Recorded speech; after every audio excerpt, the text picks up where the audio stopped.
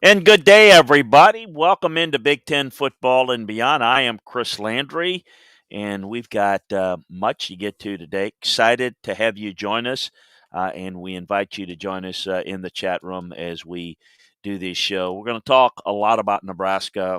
We're going to talk hand out game balls as we normally do in the week of action. As we get deeper and deeper into the season, we're going to refer to you to the LandryFootball.com for the detailed breakdowns of all the games, all the teams, all the games, as we like to say. We're going to get into some of it. We're going to get into enough of it to give you a feel for what happened. We've got the second rankings are out. I know everybody's into that, so we're going to tell you a little bit about how it looks from my purview inside the film room. We're going to get into little power rankings within the conference right now with these current teams. Game balls of the week, look ahead to this week's matchups. We got it all for you. A reminder again that we are here live each and every Tuesday at 12 noon during the season, bringing you Big Ten football and beyond. We encourage you to go to LandryFootball.com to check out this podcast and sign up for it. Sign up for Big Ten football and beyond wherever you get your podcasts. That'll let us know whether you like it, whether you're interested, whether you want us to keep it going. We'll certainly take an assessment. We'll do that after the season and move forward with decisions that we have there. Following this hour, we're going to have a similar look, and I don't know that we're going to go to an hour today. That'll depend upon how many questions that you have regarding um, things around the Big Ten or around college football in general. Next hour, we're going to talk ACC football. We're going to go into in depth the Virginia Tech program in great detail, what they are facing decision wise. And what they might do with regard to that program. So we've got a lot to get to today. LandryFootball.com is where you want to go to get all the film room breakdowns. College NFL this afternoon, 4 p.m. Central Time. Scout's Eye on pro football, what I will break down the latest in the NFL, where things are headed there, and what things looking like it's a muddled mess in the AFC, I like to call it. But we're going to get to all of it there at 4 p.m. Central Time. So if you're catching this on a podcast form, sign up. Go to um, Twitch. Go to LandryFootball.com. Click on follow Chris on Twitch, and you'll get the latest information on how to get rather, it'll take you right to the Twitch channel where you can get all the information. You know, pop up the show and join us there. That'll be absolutely great. Want to check on the latest news that I had around the league. Um, the Big Ten. Um, Garrett Wilson I'm gonna is returned to practice Tuesday and is expected to play this week. As you might know, he was not available last week, but the Purdue team, and we're going to get into a bit of that game and what really took place as we kind of called it for you. For those of you that look at the film room game breakdowns, previews each and every week, we really thought that Purdue had an outstanding chance in that game. Over at Michigan, we're kind of looking and seeing as Michigan has Penn State this week. We're going to have a little bit of a feature game. I'm not quite sure exactly. Georgia, Tennessee will likely be one.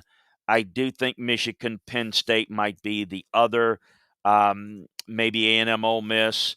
We're going to look at some feature games of this weekend, but we're certainly going to break down all the games for you over at LandryFootball.com. The news came down yesterday with regard to Scott Frost.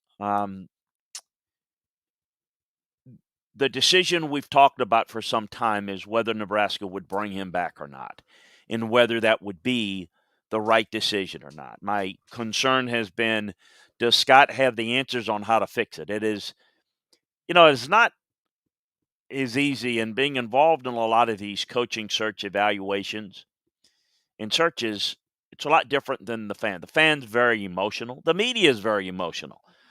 Oh, this week he got off the hot seat. Next week he's on the hot seat.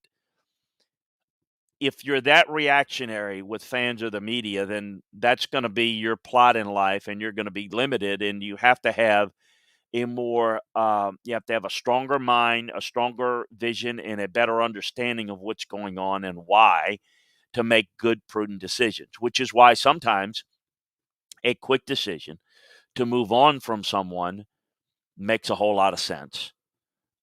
Sometimes being patient makes the most sense. Well, how do you know, Chris? Well, you have to know what's going on. You have to not only watch the results, but you have to know how the sausage is being made. You have to know what's going on to really determine whether it's on the right track or not. You've heard me talk about with Scott, it's not just about the results. And the results are simply this: they're not good enough. They're not executing well enough in pivotal moments. They are the most mistake prone team of the teams that are competitive, meaning they're in a lot of games in which there's a significant chance for them to win, but yet they seem to lose, well, quite frankly, all of them. I mean, it is just uncanny how they falter in pivotal moments. Crucial mistakes, negative plays. You hear me say it all the time. The first step to learning how to win a football game is to learn how to not lose it. And they are the poster child for losing football games. So we know that is the case. Well, fire him. He can't get it done. Okay, well, that's one solution. What you've got to sit down as an administrator, in this case, Trev Alberts, you've got to determine, can Scott fix it? They have decided that they feel like it's worthwhile giving it another year to give him a chance to fix it. Now, in investigating a little bit, in a meeting that Scott had with Trev Alberts, as they do discuss things on a regular basis, on a weekly basis, Trev is around the program very closely, goes to practice. It was Scott Frost's initiative to say, and probably understanding that if he didn't, that there's a good chance that maybe he would get let go. That he took the approach of, not only do I have to have the answers of how to fix it, I need to come to the table not with an olive branch, but with an olive branch with a hook that says, look, this is what I think we need to do for the good of the program, to the point of restructure my contract downward. A la Jim Harbaugh last year. His annual salary is going to be reduced in 2022 from $5 million to $4 million. Okay, big wolf, somebody might say, that's not making that type of money. It's still an admission that it's my school. I want to get it fixed. I want to get it fixed so much, I'm giving back $1 million to the school that I love. In addition, Frost's buyout is going to drop from $15 million for next season to $7.5 million. Frost would have been due $20 million if he was left before January of 2022. So if you think about that, if they were going to fire him this year, and if you don't think money's not a factor in this, you're foolish. It's a factor in all of the decisions. So if he would have been fired, well, you got to fire him before January. Cost you $20 million. If you keep him, I will work with you, Mr. Athletic Director, Mr. Administration. I am willing to take less money myself. I am willing to negotiate down my buyout. And if it doesn't work out and you need to take the next step next year, it's going to cost you $7.5 million. $20 million to 7.5, a huge difference. And we're going to do the best we can to try to make this work. And why does it work in this situation? Well, not only because of what I mentioned, but because of who he is. So you're dealing with one of your own. You're dealing with someone that Trev likes, respects, that the administration likes and respects, because he is one of their own. So it is not a contentious relationship. It is the opposite. It's a good business deal. As Trev Albert says, They both got skin in the game. Scott's betting on himself. Look, it's something I admire. I deal with this in the NFL with a player that says, you know what, I'm going to take a one-year deal. I'm going to take less money, but I'm going to have a prove-it-to-myself contract, and I'm going to earn the big money the next contract next year. That's how confident I am in myself. In the process, they dismissed 4 offensive coaches on Monday afternoon. And it shows how badly they want to make it. Matt Luke, the offensive coordinator, wide receiver coach. Greg Austin, the offensive line and run game coordinator. Ryan Held, the running back coach. And Mario Verduzco are no longer there. It's an effective. Now, immediately, Austin, Held, and Verduzco have been on Frost staff since the first year at Central Florida in 2016. Now, Lubick spent time with him at Oregon and joined the staff in 2020. The lone full-time assistant Frost is retaining is on the offensive side is Sean Beckton. He's retaining all now the defense has improved. It's the other thing that is the hallmark of, look, we have identified where the problem is. We think the defense is good. We're going to save some money. And, oh, by the way, let's try to keep some of this staff together on defense that we like. And let's use that money to go out and fix some of the problems on offense. All more parts of the points, I'm told, that he had in his plan. So the defense has been pretty effective and the strength of the team. You're looking at the entire offense. We've talked about it from Martinez to the running game. Lots of issues, lots of problems. So the question may be, well, it's what if it doesn't work next year? Doesn't work next year, you move on. A lot of times what happens if you have a contentious relationship, you can't do a deal like this. There's infighting, there's problems, there's a lot of what I call alignment thinking of folks that want this to work, and we'll see.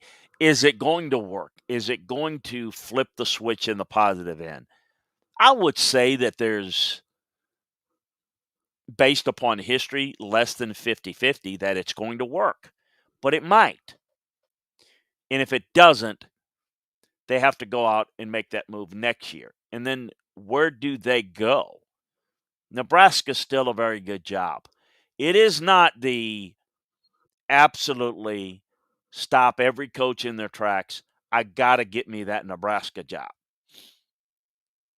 It's not. For example, could you sell a Matt Campbell on the job? I don't know. It's a Big Ten job. I don't know. Does he leave Iowa State for that? Is the being in the Big 12 in its current state? I'm just throwing him out. I'm just saying down the road is you have to look at that. How attractive is it? Where does it stack up in the Big Ten in terms of attractiveness? I think you can have some healthy debates about it. And it's not as high as a lot of us that grew up seeing Nebraska as this elite program that was run by Bob Devaney and Dr. Tom Osborne as, man, it was always one of those great programs that was ahead of their time in an era where you didn't have the multi-year TV contracts. We're going to build kind of like what I would call the modern day Oregon. What Oregon has done, we're going to create a city in Eugene since we don't have a lot to sell. Well, in Nebraska, there's nothing there but Nebraska football.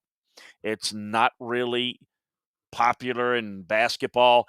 It's football. It's all football, and it's all Nebraska football because there is nothing else. And we're going to build a city. We're going to have facilities that is unlike anybody else's. Well, Nebraska is just like everybody else now. Everybody has great facilities. Everybody's on TV. When Nebraska was on TV once or twice a year, Everybody's on TV every week, as you know. So the whole dynamics of that job has changed. So while you can still get a good coach, you're going to have to get someone going forward that you're taking a chance on. And so, in their eyes, why not take a little longer of a chance on one of our guys, Scott Frost? And maybe, just maybe, we can improve it and we'll look 2, 3 years down the road and say, you see, this worked. You know, Brian Kelly was on the verge of getting fired. I mentioned this on yesterday's show that he flipped it around. So maybe it can happen. And let's take a look at this Nebraska team. They have played hard. They have not quit on their team. That's a sign of, look, he's lost control of the program. He hasn't. They're fundamentally poor, and they make too many mistakes, and they need some leadership on the staff to correct that. But it is, let's not throw the baby out with the bathwater syndrome there, because not all is bad. So that is the latest on Nebraska. Well, let's take a look at what happened around the league. We're going to get into the big upset that we warned you about, Purdue over Michigan State. Aiden O'Connell certainly deserves a game ball on the offensive side. I think Jahan Dotson, again, continues to play well for Penn State. I think Jahir Brown, the safety for Penn State, had a great week. That secondary of Penn State's really, really good. I thought Blake Haynes was outstanding for Illinois, and they're upset over Minnesota. And Braylon Allen, again, you've heard me mention him a few times, freshman running back at Wisconsin, freshman of the week there. Going to take a look at the power rankings, and if you've got any questions, comments, join us in the chat room. We'll get to them in the mailbag segment. So kind of take a look at it. I've gone back and forth, but I'm going to settle in right now at Indiana at the bottom behind Northwestern at this point. This is a flat-looking team. They've got Rutgers up next. And again, it is a cause for concern about hot coaches versus stability. I'm a big fan of Tom Allen, and I think the job that he's done there, and I think he'll do it going forward. But to think that he's getting ready to build something at Indiana that is going to change the landscape of the Big Ten, again, we saw last year, and it's not quite the same. And yes, there's some talent, but it's tougher for the have-not programs, which Indiana is, to sustain it, because you can kind of catch lightning one year in conjunction with the haves having a bad year. And then when you lose key components, you can't win on overall talent at places like that, like you can at other places. So if you're Ohio State and you're struggling and you're playing poorly, you can find a way to win some games ugly. You don't have any ugly wins at Indiana. You just have wins and losses.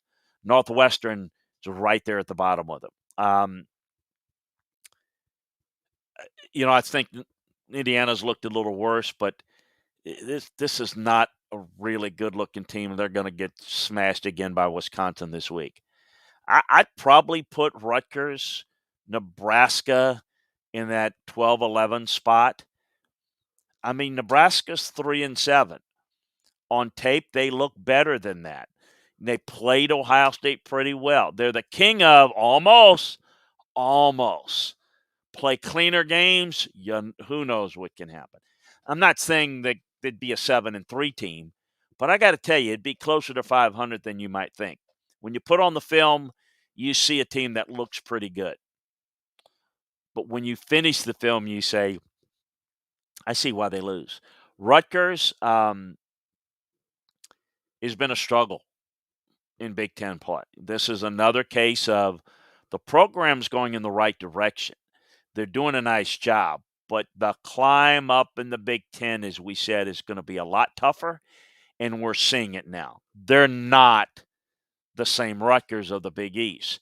because they can't go through that weak schedule to buoy their record. They're struggling. They're scratching and clawing and fighting to get to 6 wins. They're 1-5 in the league. They're not putting a dent at all in the Big Ten, but they're trying to get to a bowl game. Need 2 more wins. They've got Indiana. Maybe they can get it there. They certainly played a little bit better. Illinois, say what you want. They've played well a few times this year. They've come up with some pretty good wins. Seems to be improving. Knocking off Minnesota was impressive. They got a bye week. We'll see. Could it be possible to finish off the season with 2 more wins? We'll see. Got Northwestern coming up. In one game, they've got let's see, Iowa at Iowa. Going to be a little tougher to get that one. So 2 more wins after the bye is going to be really difficult. Maryland struggled in Big Ten play. Lost another game in conference to Penn State. They're 1 win away from bowl eligibility. That's another place. They've got Michigan State. They've got Michigan, and they got Rutgers. So it probably comes down to the road at Rutgers to get to a bowl game. Really big for programs like that. You know my theory on it. I believe that we should open up the bowl practice season as an extra time for any school that could practice and have bowl practices. It's the reason why, though, I think going to a bowl game is important. The extra practices are really, really important towards the development. For the Marylands, for the Illinois, if you can get bowl practices to begin to prep for next year, that's a huge advantage. Big, big. It's why, at least going to bowl games, it's a lot easier to build a program that way. Then I'd probably go with Iowa. Wasn't pretty. Northwestern, they're got Minnesota this week. They're still not good enough on offense, but they're 7-2 and 4-2. I tell you, I think Minnesota's done a really good job this year. But what was that last week? You know, when you look at it, they've got a lot of injuries. A lot of people have injuries. Dealing with it at Minnesota is difficult. To be able to overcome big picture, all the injuries at running back, to still be able to run the football. It's a seasoned team. It's good. They're well coached. They're well developed. But you see the type of game like against Illinois that you think, how did you not get that? We're talking about a team that probably should be 7-2 and 5-1. Instead, they're 6-3, 4-2 inside the Big Ten. Wisconsin is the team that's playing the best right now in the Big Ten West. Probably a little bit higher than, say, Penn State at this point. And I think the fact that Purdue's hot with their win, upset wins over Iowa and Michigan State, they deserve their moment. But this Wisconsin team has figured some things out. This is a sign of a well-coached team. They're running the football well. I mentioned the freshman back's doing a good job. They've got Northwestern this week. Penn State, with Sean Clifford healthy, they're a different team.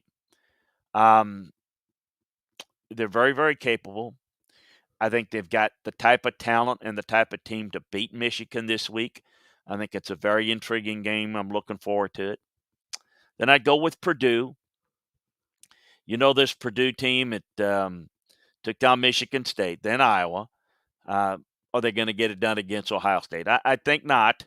I don't think this is a style matchup that works as good as I said I thought it would work against Michigan State. But they deserve their moment in the sun here. I think that Michigan State, 2-3, 3-2. Listen, Michigan State beat them, so that's fine. I've said I think both of these teams are good, but they're not great. I think that this Michigan team's a good team. I don't think they're capable of beating Ohio State. There's got a lot more work to get done, and it's not that Ohio State is dominating people. But Ohio State's going to be ready to play Michigan.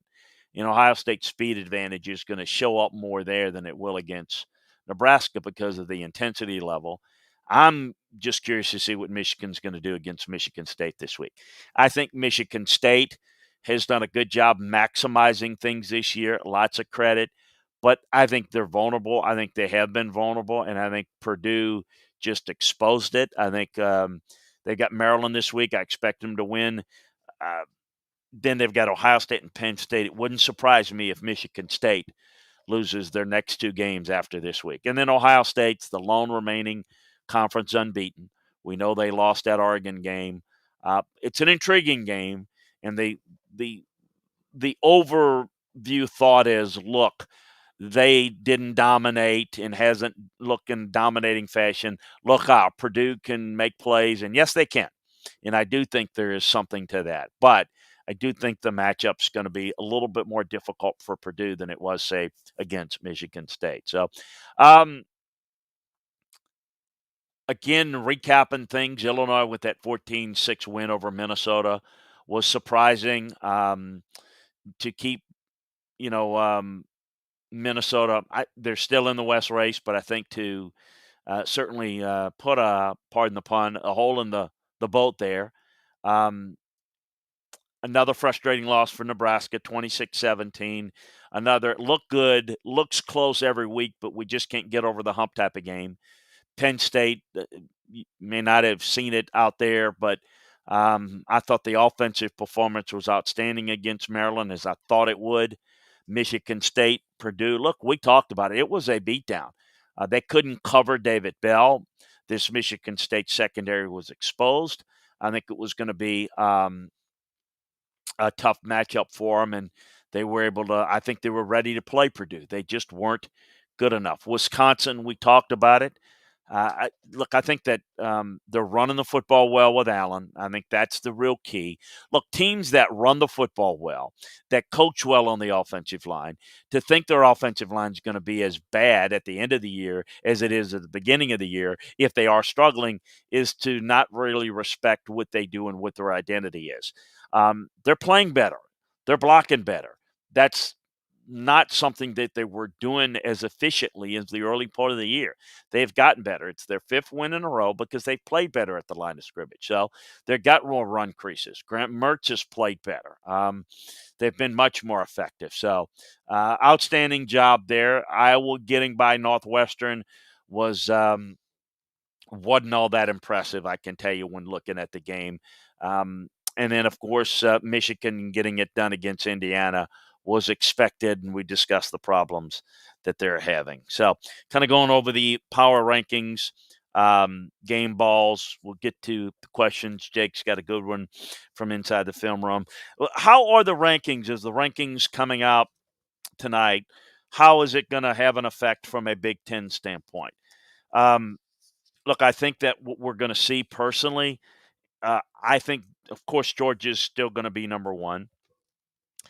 I think Alabama may hold on to the number two spot because there's really no one that has earned the number two spot.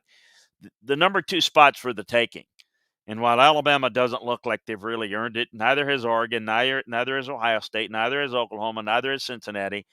I tend to think it's likely going to be Alabama, Oregon, and Ohio State. And then 5 and 6, you'll see maybe Oklahoma make a jump up. Maybe Cincinnati goes to 5 and Oklahoma 6.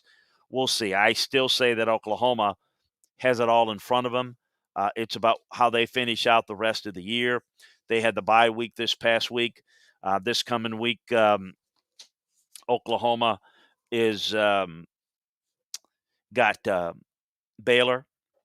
They got Iowa State and Oklahoma State. They win out and then win the the Big 12 championship game they're going to be in. I think the question's going to be is, can Alabama hold on? What was that last week, Alabama against LSU? Ohio State, they're getting it done. I want to see them finish. I want to see them finish up the rest of the season. I want to see them play well against, um, you know, if you look at the Ohio State schedule the rest of the way. Purdue, Michigan State, Michigan will tell us a lot in the Big Ten championship game. I think that certainly getting through that is, going to be enough of a challenge. Oregon, they've got a difficult challenge ahead. They've got to get through the gauntlet of the rest of their schedule. Washington State at Utah, Oregon State will not be easy. And people who really don't follow that league and don't study those teams, that is a lot tougher than you might think. I don't think Oregon can go unbeaten and then go ahead and win the Pac-12 championship game. I don't think that's going to happen. If they do, they deserve to be ranked right now ahead of Ohio State. And I think if they won the table, I think they deserve to be ahead of Ohio State. And I think the only thing would be interesting is what happens if Alabama runs the table and beats Georgia in the SEC championship game. They would be in with Georgia. And then I think you would be looking at, let's say Oregon runs the table, Ohio State runs the table, and Oklahoma runs the table. Then you've got Oklahoma would be in as an unbeaten, and then you'd have to decide between Oregon and Ohio State. I don't think that's going to happen because I think Oregon will probably lose, and that'll probably squeeze Ohio State in, assuming they win. Alabama may not get by Arkansas or Auburn, and certainly at this point do not look like they're ready to take on Georgia. So Alabama could be out, and very likely all the talk about Oregon, Ohio State, they both could be in. But then for those that are talking Cincinnati, look, fear not, Bearcat fans. Oklahoma's got a tougher schedule.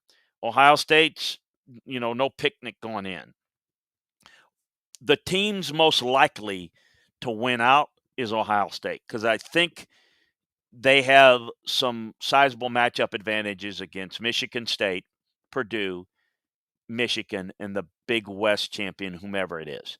So I like their chances in every one of those games. I don't like Oregon's chances to run the gauntlet. I don't like Alabama's chances of beating Georgia.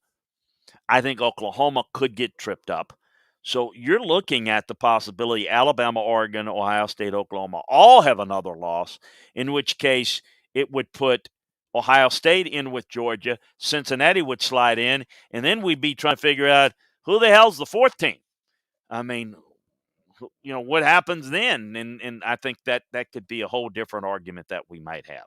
So we'll take a look and see what the rankings are, and we'll on the shows tomorrow we'll update everything there. But in terms of the Big Ten, where the rankings are going to be, let's I think that certainly the big story is going to be the drop of Michigan State in after their loss to Purdue. So where is how far do they drop?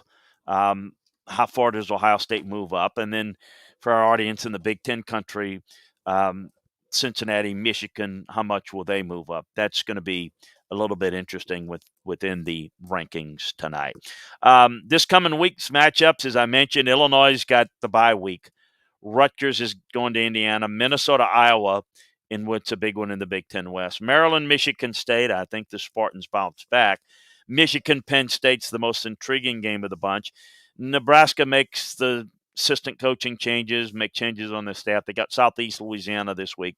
Northwestern goes to Wisconsin, which should be a big win for the Badgers. And Purdue, Ohio State, another good one. Really good matchups. We're going to get to your questions in the chat room in a second, but I want to tell you about my good friends over at BetQL Daily. And do you feel like the last one out when it comes to sports betting? Don't know where to start? Understand where the market is moving, which smart bets are out there, and have some fun listening while you're at it. BetQL Daily, sponsored by FanDuel, is a must-listen show for sports bettors and sports fans alike. They're a great listen. Fun, informative, very helpful. Hosts Joe Ostrowski, Joe Gigolo, and Aaron Hackenworth serve up wager entertainment, the sports talk you love with the betting insights you need each weekday. Find out where the market is moving across all of this week's biggest sporting events. Miss out on earlier games? BetQL Daily has you covered on there too, with recaps from some of the biggest recent moments in sports. If you're not sure where to start with sports betting, start with BetQL Daily, presented by FanDuel. Listen weekdays at 9 a.m. to noon Eastern on Odyssey, Spotify, or wherever your favorite podcast app can be found. Jake says, from my perspective, Wisconsin has dramatically improved offensively. This hasn't just been about their schedule easing up. Would you agree? They have improved, but the schedule does factor in. They're run blocking well. I think they are. They are improved, no question about it. I mean, it's all relative, I guess, in terms of a record, but I do see improvement.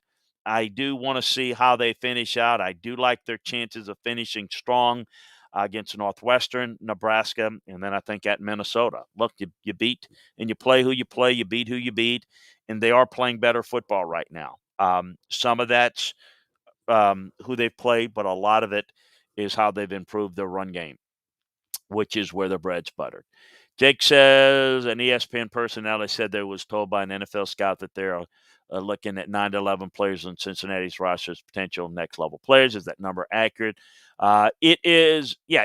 First of all, you look at all the seniors on a school, and they've got 11 guys on the list to look at.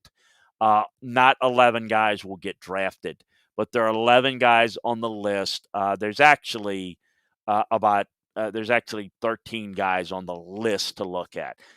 They're not going to be that many drafted. There's some very good ones. It's a really good team that probably people don't know.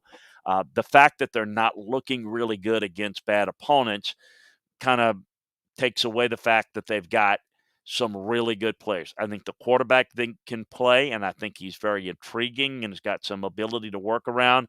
I think they've got a corner that's one of the best in the country, and they've got several other players that are make-it guys in the NFL, others that have a chance to make, and then some others that are going to be, guys that we'd consider bringing into camp, and we'll see how things play out. But, that number is a little misleading in that is true from a scout's perspective, that you have to look at 12 to 13 guys on the list that are draft eligible, are going to be draft eligible, that have some level of ability.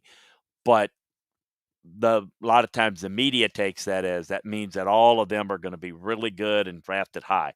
A number of them will. Some of them, they will not. Hey, join us again next week for another edition of Big Ten Football. Again, join us over at LandryFootball.com. Sign up for Big Ten Football and beyond. It gives us the algorithms that help us understand whether we want to keep the show going beyond the football season and into next year, do something different with some of our shows. So please let us know how you feel, and obviously spread the word to your friends. That's the best way you can help, is let other people know it. The feeling we get, the reaction we get is very positive for those of you that listen. But it's the ones that don't listen and getting the word out to those that really determines whether we can keep the show going or not. So if you like it, help us by telling 10 friends and getting them to tell 10, and so on and so forth. So we appreciate you joining us. Check out all the detailed film room breakdowns of all of the programs, the teams inside the conference over at LandryFootball.com. Join us at the top of the hour. We're going to get into some ACC football breakdown, particularly Virginia Tech, where that program is, some of the decisions that they're going to have to make there. We've just talked about it as it relates to Nebraska. Virginia Tech has to look at making some decisions. What do they do? What should they do? What are their options? We're going to get to it. Top of the hour, ACC football and beyond. We'll talk to you then. Join us at 4 p.m. Central for Scout's Eye on Pro Football as we break down the week that was in the NFL. So long, everybody. Talk to you next time.